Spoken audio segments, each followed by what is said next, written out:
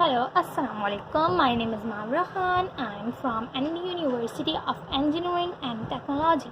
Okay मैंने आप लोगों को अपनी फर्स्ट वीडियो में कॉम्प्लेक्स नंबर्स पढ़ाए थे कि basically what are complex numbers क्या होते हैं। मैंने आप लोगों को बताया था कॉम्प्लेक्स नंबर्स जो होते हैं वो कॉन्जुगेट होता है रियल एंड इमेजिनरी पार्ट्स का।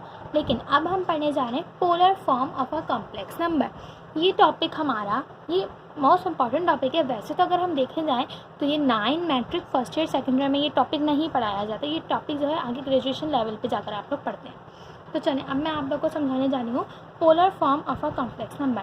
मैंने आप लोग को पहले बताया था कॉम्प्लेक्स नंबर्स क्या होते हैं। कॉम्प्लेक्स नंबर्स जो होते हैं is the combination of real and imaginary part. मैंने आप लोग को बताया था ठीक है कि कम्बिनेशन होता है रियल और इमेजिनरी पार्ट का।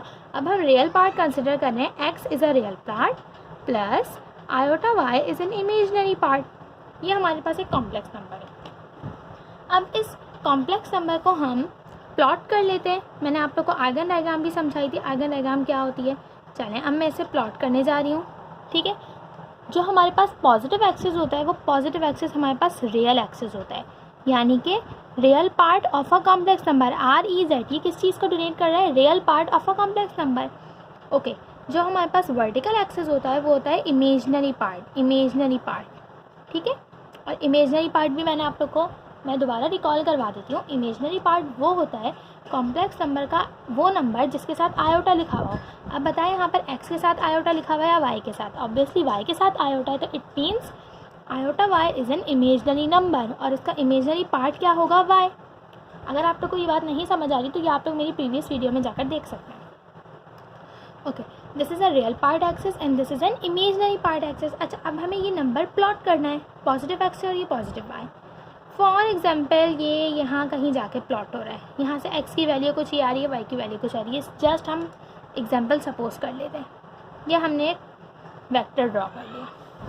ये वेक्टर शो कर रहा है z equals to x plus y iota को। यहाँ तक किसी को कोई कन्फ्यूजन नहीं? चलिए, जो इसका मैग्नीट्यूड है या जो इसका डिस्टेंस है उसे हम शो कर रहे हैं r से, और r किसके बराबर हो जाएगा? मॉड ऑफ z के। और जो एंगल ये फॉर्म कर रहा है, देखें बात सुने, हमेशा ये बात याद रखिएगा, ये जो थीटा है ना यहाँ पर, ये थीटा जो है ये एंगल है पॉजिटिव रियल एक्सिस, और ये कॉम्प्लेक्स नंबर के दरमियान का जो एंगल है ये एंगल थीटा है। चलिए अब हम आगे देखते हैं इसके कार्टेशियन कोऑर्डिनेट्स देख लेते हैं हम। कार्टेशियन कोऑर्डिनेट्स क्या होंगे इसके?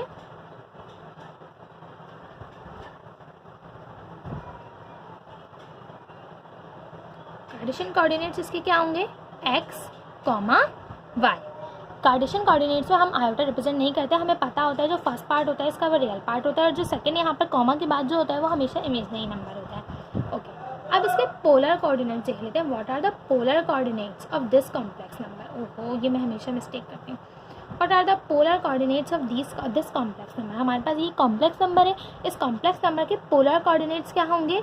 r हमारे पास मैंने अभी आप लोग को बताया r क्या है? इस वेक्टर का मैग्नीट्यूड है, comma theta is the angle between positive real axis and this complex number. यहाँ तक की बात आप लोग को समझ आ गई? ओके, चलिए अब हम आगे बढ़ते हैं। अब हमें सबसे पहले r की वैल्यू निकाल लेते हैं। हमें सबको पता है r बराबर है मॉड्यूलस ऑफ z के, और मैंने अपनी प्रीवियस वीडियो में बताया था इसका फॉर्मूला कि modulus of z is equals to under root x square plus y square. यही बताया था मैंने। ये फॉर्मूला है किसी भी कॉम्प्लेक्स नंबर का मैग्नीट्यूड फाइंड आउट करने का। ठीक है, अच्छा जी, अगर हम यहाँ डायग्राम से फॉर एग्जांपल हम इसे एक्स्ट्रा यहाँ पे प्लॉट करते हैं, ठीक है, तो ये हमारे पास क्या हो जाएगा? परपेंडिकुलर। देखें आप लोग को मैं एक बात बताती हूँ, इस पर देखें, दिस इज़ ये एक ट्राइंगल है, राइट एंगल ट्राइंगल है। ये एक एंगल फॉर्म कर रहा है। दिस इज़ 90 डिग्री का एंगल है। ठीक है, ये तो 90 डिग्री एंगल फॉर्म कर रहा है, इसे हमें पता चल गया कि ये। अच्छा जी, इसे हम अभी भूल जाते हैं। मैंने बताया ये जो एंगल है यहाँ पर थीटा वो है 60 डिग्री। अब हमें कैसे पता चलेगा what is base, what is hypotenuse and what is perpendicular? 3 चीज़ें हमारे पास होती हैं, बेस, परपेंडिकुलर एंड हाइपोटेनस होता है। हमेशा याद रखिएगा एंगल के जो अपोजिट साइड होती है ना वो परपेंडिकुलर होता है। ये हमारे पास परपेंडिकुलर हो जाएगा, और जो बड़ी साइड होती है वो क्या होता है? हाइपोटेनस। क्या बचा? ये हमारे पास बेस है। ठीक है, अच्छा, इसी से हम फॉर्मूलाज निकालते हैं। तो कॉस थीटा हमारे पास बराबर होता है बेस अपॉन हाइपोटेनस के। बी अपॉन एच लिख दूँ। ओके, हमारे पास 3 हमारी रेशियोज़ होती हैं, कॉस, साइन और टेन। और जो कोसेक, सेक और कॉट जो होता है वो इसका इन्वर्स होता है, ये हम नहीं निकालेंगे।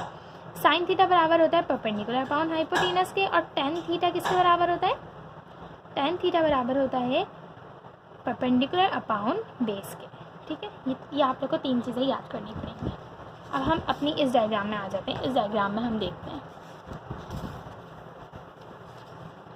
इस डायग्राम में अगर हम देखें तो ये हमारे पास परपेंडिकुलर हो जाएगा, ये हमारे पास बेस हो जाएगी। परपेंडिकुलर किसके बराबर है? अच्छा, आप लोग एक चीज़ देखें, यहाँ परपेंडिकुलर को जब मैं आगे देखूंगी तो ये वाई एक्सिस है, तो परपेंडिकुलर को मैं वाई के बराबर ले सकती हूँ, बेस को मैं एक्स के बराबर ले सकती हूँ। ये क्या है? हाइपोटेनस। हाइपोटेनस क्या है हमारे पास? आर। चलें, अब हम अपने फॉर्मूले में से लिखते हैं। हम 2 फार्मूलाज इसमें यूज़ करेंगे, कॉस थीटा और साइन थीटा। अच्छा, मैं आप लोग को एक बात बताऊँ, हम लोग टेन थीटा क्यों यूज़ नहीं करें? क्योंकि टेन थीटा बराबर है परपेंडिकुलर अपॉन बेस के। यहाँ परपेंडिकुलर क्या है? वाई, और बेस क्या है? एक्स। हम नहीं चाहते कि हम कोई ऐसी इक्वेशन बनाएं जिसमें वाई और एक्स दोनों आ जाए।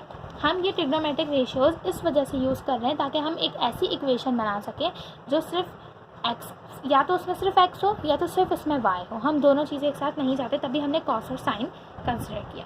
अच्छा जी, मैंने आप लोग को बताया था कॉस थीटा बराबर होता है बेस अपॉन हाइपोटेनस के। बेस हमारे पास क्या है यहाँ पर? एक्स। हाइपोटेनस क्या है? आर। सिमिलरली ओके, यहाँ से अच्छा जी ये बराबर कॉस थीटा के बराबर है। एक्स की वैल्यू हम यहाँ से एलिमिनेट कर लेते हैं, x equals to r cos theta. Okay, see the next.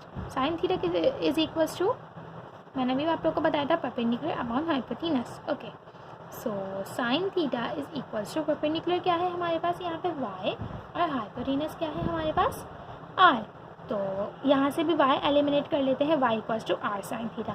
अच्छा, जो मैंने आप लोग को बात अभी स्टार्टिंग में बताई थी ये बिल्कुल उसी तरह है।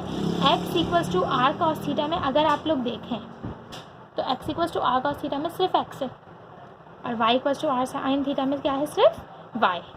अब ये x और y की जो 2 वैल्यूज़ आई हैं, ये वैल्यूज़ हम इस इक्वेशन में पुट कर लेंगे। ये इक्वेशन में पुट करके हमारे पास कॉम्प्लेक्स नंबर की पोलर फॉर्म आ जाएगी, क्योंकि हमने x और y की जो वैल्यूज़ एलिमिनेट की हैं वो पोलर कोऑर्डिनेट्स में एलिमिनेट की हैं। r और थीटा में हमने in terms of r theta है, ये याद रखिएगा। r थीटा जो होते हैं वो पोलर कोऑर्डिनेट्स होते हैं, और x y ये कार्टेशियन कोऑर्डिनेट्स होते हैं। ये जो कॉम्प्लेक्स नंबर है ये in terms of Cartesian coordinates है, हमें इसे कन्वर्ट करना है किसमें?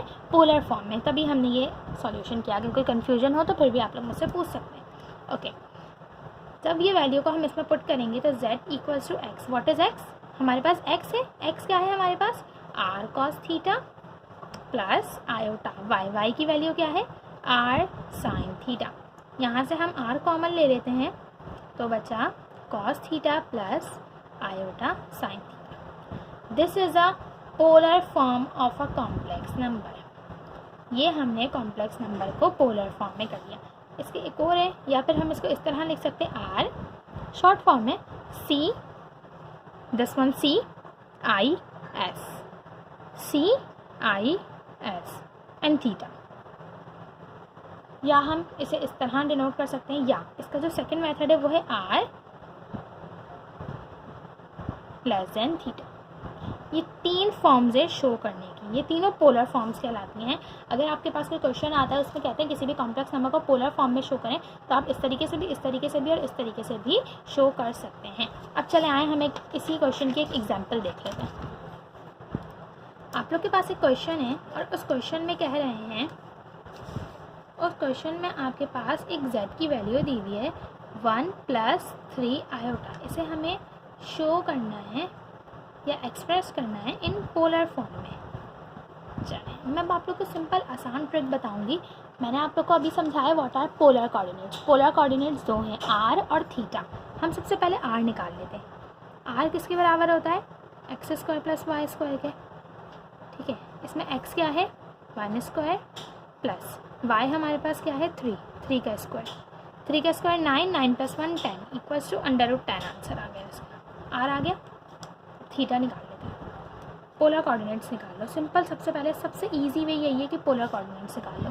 एंगल का फॉर्मूला होता है, ये याद कर लीजिएगा। एंगल का फॉर्मूला किसी भी कॉम्प्लेक्स नंबर का अगर हमें एंगल फाइंड आउट करना है तो उस एंगल फाइंड आउट करने का फॉर्मूला होता है tan 1 y/x। y हमारे पास क्या है, tan inverse y. What is y? y is 3 upon x is 1. ठीक है. अच्छा, मैं इसे सॉल्व नहीं कर रही क्योंकि अच्छा याद रखिएगा ये थीटा हमेशा चाहिए होता है रेडियंस में. किस में चाहिए होता है? रेडियंस में. ये रेडियंस में आप लोग निकाल लीजिएगा. ठीक है. आर और थीटा अब हमने निकाल लिया. अब हमें पता है. अच्छा जी, एक बात याद रखिएगा, अभी हम अगर चेक करें, ये तो हमने थीटा निकाला है ना. अब हम आर्ग्यूमेंट निकालते हैं. मैं आर्ग्यूमेंट की एक अलग सी वीडियो बना दूँगी और उसमें मैं आप लोग को डिटेल में समझा दूँगी व्हाट इज़ आर्ग्यूमेंट. फिर मैं इसी क्वेश्चन को उस आर्ग्यूमेंट में सॉल्व करके दिखा दूँगी. अभी जस्ट हम थीटा देख लेते हैं. थीटा जो आंसर आ गया. अब हमें पता है पोलर फॉर्म क्या होती है, r c i s theta. आर हमारे पास ये आया √10 सी आई एस. थीटा की जो वैल्यू आई होगी वो वैल्यू रेडियंस में लिख दीजिएगा. ये आप लोग का आंसर है. सिंपल है, बहुत ज़्यादा सिंपल है. अगर इसमें आप लोग को कोई कन्फ्यूजन हो तो you can ask with me. Okay, thank you so much. अल्लाह हाफिज़. आई होप कि आप लोग को ये polar form of a complex number वाला टॉपिक समझ आया होगा. इससे रिलेटेड कोई भी क्वेश्चन हो आप मुझसे पूछ सकते हैं. मैंने आप लोग को स्टार्टिंग में भी बता दिया था, ये जो है हम ये इंटर लेवल में तो फ़िलहाल नहीं है ये टॉपिक ग्रेजुएशन लेवल में आ जाकर आता है. तो अगर आप लोग को कोई कन्फ्यूजन है इससे रिलेटेड तो आप लोग मुझसे पूछ सकते हैं. और बहुत अच्छी बात है कि अगर आप लोग इंटर लेवल में ही, क्योंकि जब आप लोग ई-कैट करने लग जाते हैं तो इसमें ये बहुत ज़्यादा काम आता है. ई-कैट में ये बहुत ज़्यादा काम आता है. तो अगर इससे रिलेटेड कोई भी क्वेश्चन आप लोग को पूछना हो आप मुझसे कमेंट सेक्शन में पूछ सकते हैं. अल्लाह हाफ़िज़. अपना बहुत सारा ख्याल रखिएगा.